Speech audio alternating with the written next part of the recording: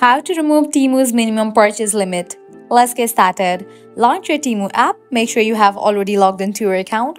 You will land to the home page. Now at the bottom, you're going to find different options. Navigate to the option of view. Once you're on the U page here, you're going to find different options.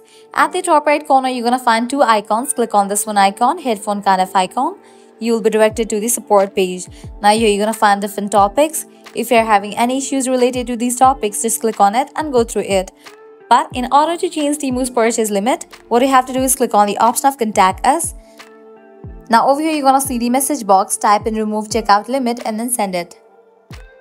With that, you will get the reply from Temu customer service. So you can see that I have got the reply. You are free to shop for the products you love without any shopping amount restrictions. So it has removed minimum purchase limit for my orders. Now I'm able to make a purchase on Temu without any restrictions. So this way you can easily remove Temu's minimum purchase limit. That's a wrap for this video. If this video was helpful, don't forget to like, share and subscribe to our channel. Thanks for watching.